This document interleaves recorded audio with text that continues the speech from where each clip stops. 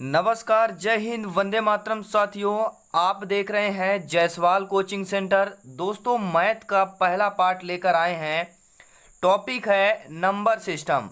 बिल्कुल बेसिक से स्टार्ट कर रहे हैं। पहली क्लास आपके सिलेबस के अनुसार है, कुछ भी नहीं छूटेगा। छोटे से बड़ा तक सभी के यहाँ पे कंबाइंड लेके आए हैं।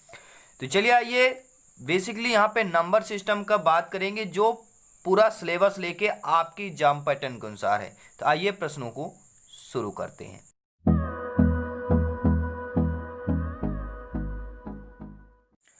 तो दोस्तों, यहाँ पर आप लोग देखिए, संख्या पद्धति यानी नंबर सिस्टम की क्लास है। एकदम बेसिक से ले रहे हैं, ध्यानपूर्वक दिखेगा। राइटिंग पे मत जाइएगा दोस्तों, कंसेप्ट यहाँ पे देखिएगा। नोट आप लोगों को देखना है। एक्स और वाई लेके हमने लिखा है।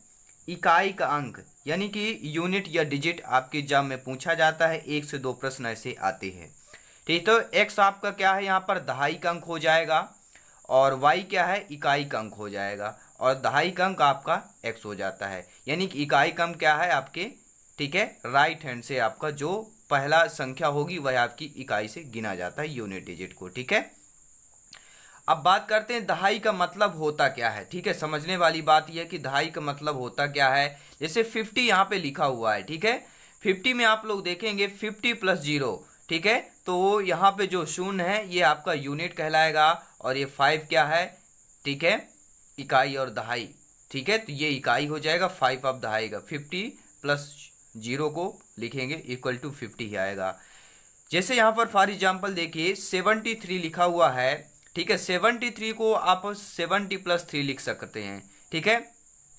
तो डिजिट आपका यूनिट आपका 3 यहाँ पे आपका यूनिट हो जाएगा। ठीक है, चलिए इसी से रिलेटेड एक क्वेश्चन ले लेते हैं। अब दोस्तों आप लोग यहाँ पर देखेंगे प्रश्न क्या है, 16,789 की 7 का स्थानीय मान बताना है। ठीक है, 16,789 में आप लोगों को 7 का स्थानीय मान बताना है। तो प्लेस वैल्यू बताएंगे। प्लेस वैल्यू यानी कि स्थानीय मान होता है, ठीक है, प्लेस वैल्यू। और फेस वैल्यू क्या होता है, जातीय मान होता है। तो यहाँ पर आपका 16,789 में 7 का स्थानीय मान यानी कि प्लेस वैल्यू 700 हो जाएगी। देखिए 7 किस में है, तीसरे में है। 7 के बाद 8 9 है आपका, यानी कि 7 के बाद कितने अंक, 2 डिजिट है आपके। 2 डिजिट बचते हैं तो आपको वही आपको शून्य यहाँ पे रख दिया जाता है। तो आपका स्थानीय मान यानी कि प्लेस वैल्यू निकल के आ जाती है।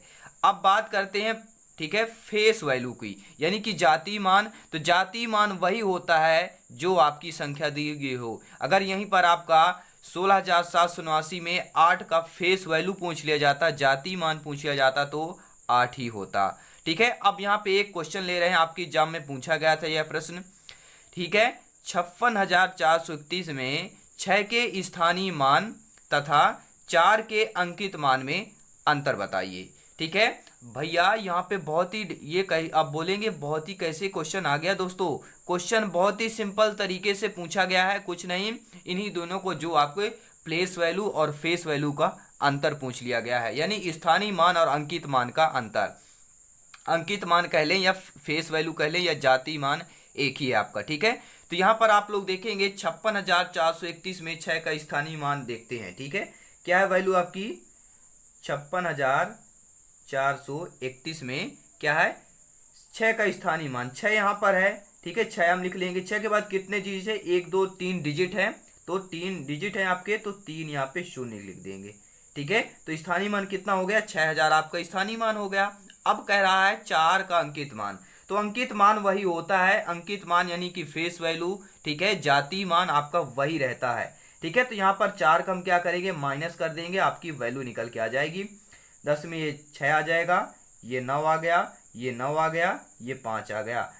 ठीक है, तो देखेंगे किस ऑप्शन में है, तीसरे ऑप्शन में है, तो आपका तीसरा ऑप्शन सही हो जाएगा। उम्मीद करता हूं दोस्तों ये प्रश्न आपको सही अच्छे तरीके से समझ में आ रहे होंगे। ठीक है, आइए नेक्स्ट क्वेश्चन देख लेते हैं, पूरा कंसेप्ट यहां पे क्लियर करेंगे। दोस्तों, घबराने की कोई जरूरत नहीं है। अगर आप विजय सर पर विश्वास रखते हैं, विश्वास है अगर आपका जायसवाल कोचिंग सेंटर पर, चैनल पे विश्वास है, तो आप विश्वास कीजिए दोस्तों, मैथ्स में आप 30 में से 25 प्लस मार्क्स लाएंगे। ठीक है, सभी क्लासेस अटेंड करिए, सभी शिक्षण शास्त्र पेडागोजी की क्लास अटेंड करेंगे। ठीक है, विश्वास बहुत जरूरी होता है दोस्तों। ठीक है, विश्वास बनाए रखिए, सभी क्लासेज यहाँ पे होंगी, आपकी एग्जाम पैटर्न्स के अनुसार होंगे। ठीक है, आइए प्रमुख बातें देखते हैं जो आपके एग्जाम में पूछे जाते हैं। प्रमुख बातें क्या है? प्राकृतिक संख्या यानी कि नेचुरल नंबर। प्राकृतिक संख्या किन्हें कहते हैं, इन्हें जानना बहुत जरूरी होता है दोस्तों। तो 1 2 3 4 डैश डैश डैश इन्फिनिटी यानी अनंत तक ये आपकी प्राकृतिक संख्या कहलाती है। तो प्राकृतिक संख्या 1 से स्टार्ट होती है, अनंत तक जाती है, याद रखिएगा। ठीक है, हो सके तो नोट्स बनाना शुरू कर दीजिए। अब बात करेंगे पूर्ण संख्याएं की। पूर्ण संख्या यानी कि होल नंबर्स।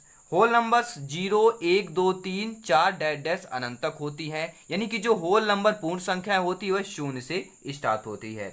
अब बात करेंगे पूर्ण संख्याएं की यानी कि इंटीग्रल्स। ठीक है, इंटीग्रल्स में बात करेंगे -2 -1 0 +1 +2 यानी कि माइनस भी आपका अंक होता है, शून्य भी शामिल है, आपका प्लस भी शामिल है, वह आपकी पूर्ण संख्या है, पूर्णांक संख्याएं कहलाती हैं। यानी कि पूर्णांक संख्या माइनस भी हो सकता है, प्लस भी हो सकता है और आपका शून्य भी हो सकता है, डैश डैश इन्फिनिटी तक। ठीक है, अब बात आती है अभाज्य संख्या की यानी कि प्राइम नंबर की। ठीक है, प्राइम नंबर में क्या होता है कि 2 3 5 7 11 ये क्या है, आपके प्राइम नंबर कहलाते हैं। यानी जो खुद से विभाजित हो या 1 से विभाजित हो वह आपका अभाज्य संख्या कहलाती है। ठीक है, अब बात आती है कि सबसे छोटा प्राइम नंबर क्या है, यानी सबसे छोटी अभाज्य संख्या क्या है। बहुत बार आपकी एग्जाम में पूछा गया है, तो सबसे छोटी अभाज्य संख्या आपकी 2 होती है। ठीक है, अब काफी बार एग्जाम में प्रश्न पूछा गया दोस्तों कि 1 से 100 तक कितनी अभाज्य संख्याएं होती हैं। तो 1 से 100 तक टोटल 25 यानी 25 अभाज्य संख्याएं होती हैं, बहुत बार आपके एग्जाम में पूछा गया है।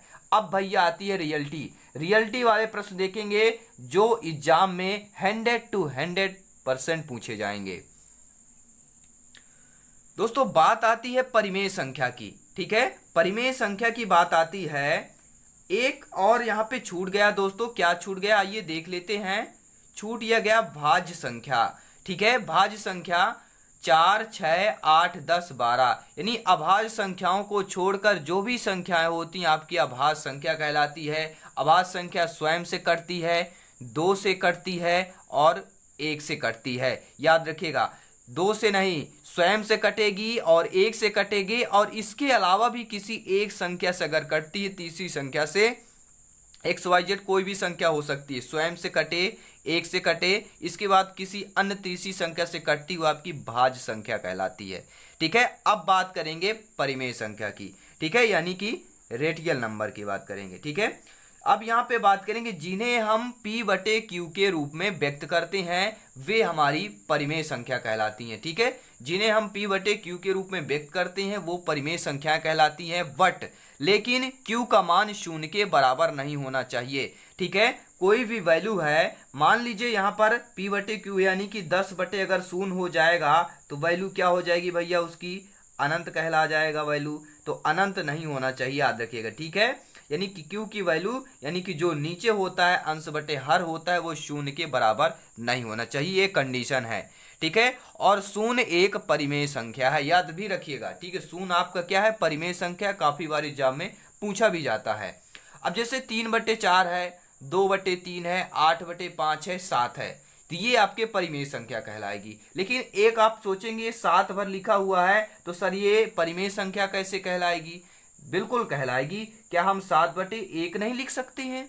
बिल्कुल लिख सकते हैं। जब ये लिख सकते हैं तो ये आपका परिमेय संख्या में बन गया, P/Q के रूप में आ गया, तो ये भी आपका परिमेय संख्या में बन जाएगा। ठीक है, तो एग्जाम में ध्यान रखना, ऐसे भी प्रश्न पूछे जा सकते हैं। अब बात आती है अपरिमेय संख्याएं की। ठीक है, यानी कि इरेशनल नंबर की बात करेंगे, जिन्हें P/Q के रूप में नहीं लिखा जा सकता है वे आपके क्या, इरेशनल नंबर यानी कि अपरिमेय संख्या कहलाती हैं।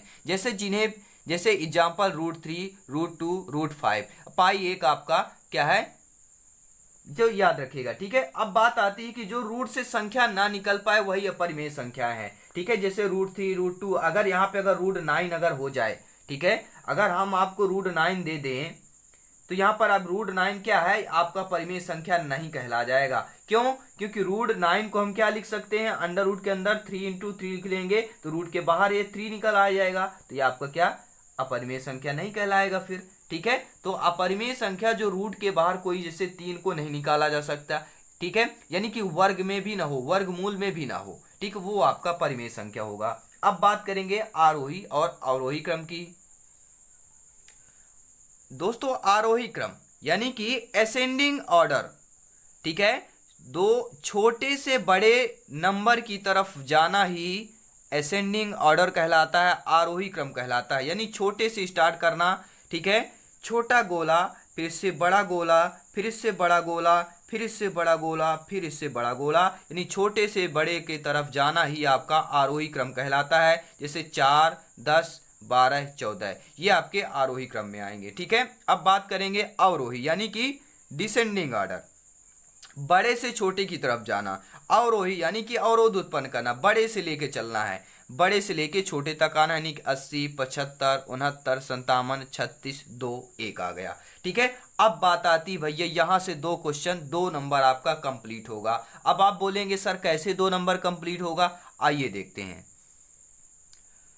अब यहाँ पर आप लोग देखेंगे कि प्रश्न पूछे जाते हैं आपके यहीं से कि सबसे बड़ी भिन्न, छोटी भिन्न, आरोही क्रम भिन्न का अवरोही क्रम में करना, यही प्रश्न आता है। यहाँ से 2 नंबर आपके पक्के हो जाएंगे। ठीक है, अब बात आती है प्रॉपर भिन्न की। ठीक है, जिन भिन्नों का अंश जो है हर से छोटा होता है वो प्रॉपर भिन्न कहलाती हैं। जैसे 3/8, 2/7, यानी कि क्या होता है, ऊपर वाली जो अंक क्या कहलाता है, ऊपर वाला अंश कहलाता है और नीचे वाला आपका हर कहलाता है। ठीक है, तो अंश जो होता है हमेशा छोटा होता है, किससे, हर से। अगर छोटा है तो आपका क्या हो जाएगा, वो प्रॉपर भिन्न कहला जाएगा।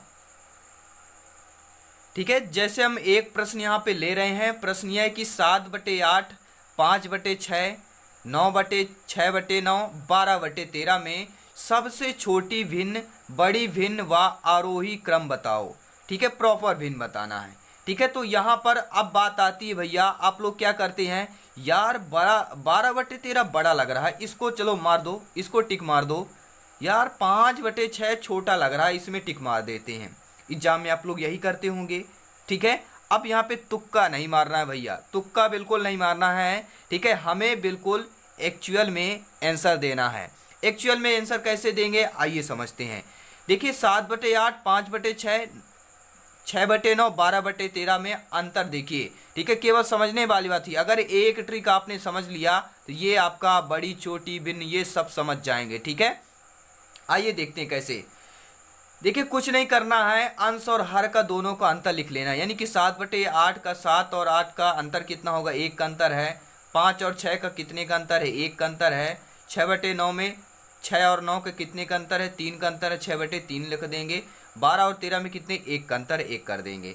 सेम टू सेम लिख लेना है। 7, 5, अब 6/3 है, 3 का भाग कर देंगे। 3 1 कम 3, 3 दूनी 6।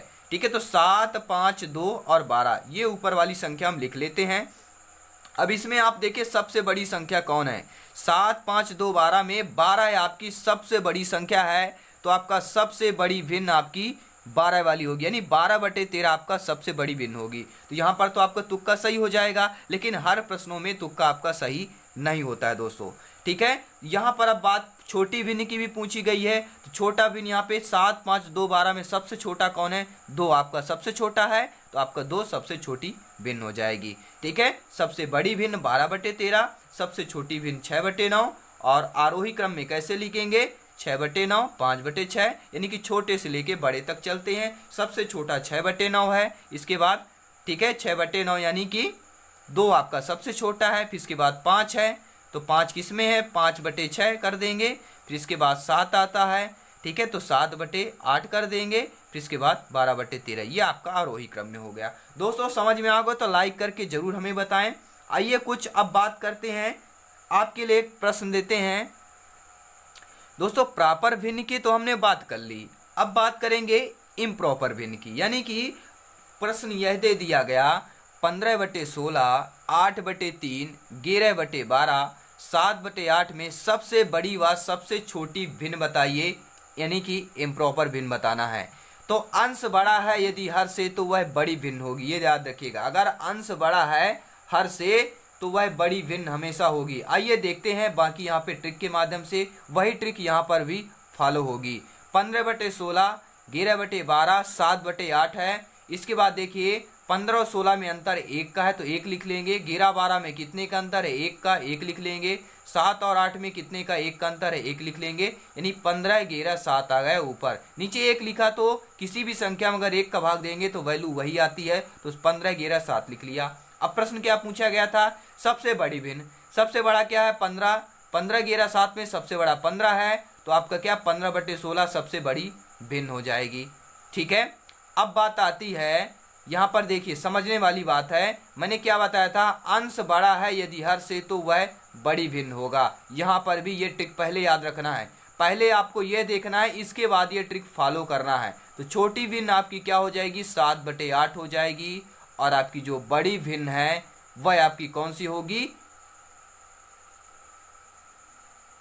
आपकी 8/3 सबसे बड़ी भिन्न होगी। अब यहाँ पे आप बोलेंगे 8/3 कैसे हो जाएगी? सर आपने 8/3 लिखा नहीं है, लेकिन यहाँ पे देखिए क्वेश्चन में तो 8/3 लिखा हुआ है, तो यहाँ पर हम ऑलरेडी अलग से लिख लेते हैं। ठीक है, प्रश्न में नहीं लिखा, 8/3 लिखेंगे। और 8 और 3 में कितने का अंतर है? 5 का अंतर है। 8 और 3 में कितने का अंतर है? तो आप बोलेंगे सर 5 का अंतर है, तो 8 बटे हम क्या लिख लेंगे? 5 लिख लेंगे। ठीक है, बिल्कुल लिख लेंगे ना। 8 और 3 में कितने का अंतर है? 5 का है ना। अब आपको करना क्या है? इस तरह अगर आ गया तो आप लोग क्या करेंगे? 5 का तो भाग जाएगा नहीं।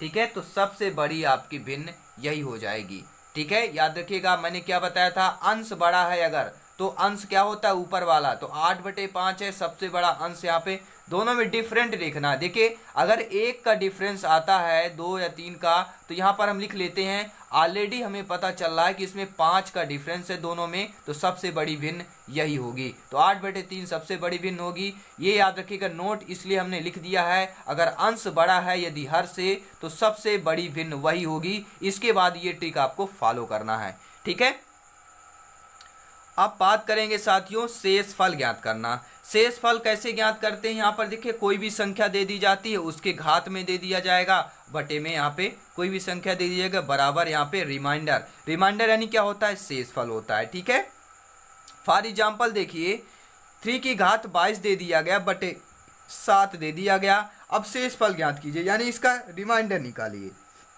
तो आइए ट्रिक के माध्यम से, बहुत ही सिंपल ट्रिक में मैं आपको बताने वाला हूँ, समझिएगा। अगर ये ट्रिक आपने समझ लिया तो भैया जिंदगी में रिमाइंडर निकालना या शेषफल निकालना 10 सेकंड में, यानी कि जादू की तरह, आप जादू की छड़ी की तरह यहाँ पे घुमा देंगे, आपका आंसर आ जाएगा। देखिए कंसेप्ट समझिए। पहला यहाँ पे देखिए बेसिक से ले रहे हैं। 17/6 में शेष क्या होगा? तो 17/6 में अगर भाग देंगे 6 और 17 में, तो कितना शेष बचेगा? 5 शेष बचेगा, या -2 ही होते हैं। 17 में अगर -1 करेंगे तो 18, 6 का 18 पूरा चला जाएगा, तो 1 माइनस प्लस, तो प्लस वाला हम लेते हैं, यहाँ पे इजली ट्रिक होता है। तो शेष आपका 5 बच जाएगा। इसमें तो आप भाग विधि से निकाल लेते हैं। भाग विधि से कैसे निकालेंगे? ये 17 लिखा हुआ है, आप क्या करेंगे? 6 का भाग दे देंगे, 6 दूनी 12 कर देंगे, और जो ये शेष आता है वही आपका आंसर होता है। ठीक है, जैसे यहाँ पे सेकंड देखिए 27/10 है। 27/10 को हम भाग देंगे, 10 दूनी 20 बार जाएगा, शेष 7 बचेगा, या माइनस कर सकते प्लस वाला 7, आपका आंसर आ गया। ये तो रहे सिंपल से क्वेश्चन। अब देखें जो डिफिकल्ट क्वेश्चन आता है। ठीक है दोस्तों, 2-3 प्रश्न यहाँ पे डिफिकल्ट देख लेते हैं। जैसे 49 गुणे 65/9 आ गया, में शेषफल बताइए। आप लोग कैसे बताएंगे? बहुत ही सिंपल साधारण ट्रिक बताता हूँ आपको, समझिएगा। 49 गुणे 65/9 दिया है। ठीक है, अब क्या करेंगे भैया? 9 का यहाँ पे भाग दीजिए। 49 में कितने बार जा रहा है? ठीक है, भाग दीजिए। 9 चौको 36, ना अपना 45, 5 बार जा रहा है 45। 45 में कितना 49 करेंगे? 4 प्लस हो रहा है, तो 4 लिख लिया हमने। इसी प्रकार यहाँ पे भी करिए, कितना हो रहा है? 9 7 63, 7 बार जा 63 हो रहा है। हमें शेषफल देखना है, केवल शेषफल पूछ रहा है, शेषफल देखना है। 9 7 63, शेषफल कितना बचेगा? 2 बचेगा। अब 4 और 2 बच रहा है यहाँ पे, कि कैसे मल्टीप्लिकेशन का यहाँ पे इंटीग्रल दिया हुआ है, गुणा का चिन्ह है, तो 4 और 2 का गुणा कर लेंगे, तो रिमाइंडर कितना आ जाएगा? 8 आ जाएगा, यानी कि शेषफल 8 आ गया। सिंपल सी बात है। आइए सेकंड क्वेश्चन, आपका क्वेश्चन इसी प्रकार का एक और देख लेते हैं। जैसे 54 गुणे 73/8 लिखा हुआ है। ठीक है, अब बात करेंगे क्या? रिमाइंडर निकालेंगे। शेषफल देखिए 8 और 54 में कितने का आएगा? 8 3 24, 8 चौक 32, 8 5 40, 8 6 48, 48 आ गया। 48 और 54 कितना, 6 शेष बचेगा। ठीक है, यहाँ पर भी देखिए 8 9 72, 1 शेष बचेगा। यहाँ पे गुणा का चिन्ह है, अगर प्लस होता तो प्लस कर देते, 6 1 7 आंसर आ जाता, लेकिन यहाँ पे गुणा का चिन्ह है तो 6 कम 6 करेंगे तो रिमाइंडर 6 आ जाएगा, यानी शेषफल 6 आ जाएगा। और ये क्वेश्चन आता है इस प्रकार का, घातांक में प्रश्न आ जाता है कि 25 की घात 112/8 है, शेषफल बताइए, रिमाइंडर बताइए इसका। ठीक है, तो बहुत ही समझिएगा कैसे निकालते हैं।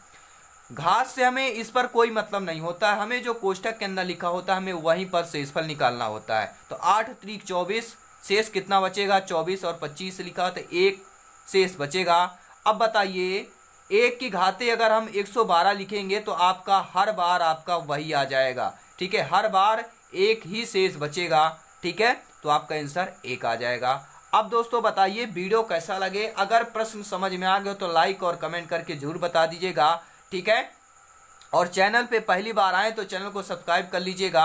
अगर चाहते हैं इसका नेक्स्ट वीडियो और अच्छे से बनाया जाए, अगले टॉपिक का बनाया जाए, तो हमें कमेंट करके रिमाइंडर जरूर कीजिए। ठीक है, रिमाइंडर बताइए, कमेंट करिए, फीडबैक जरूर दीजिएगा।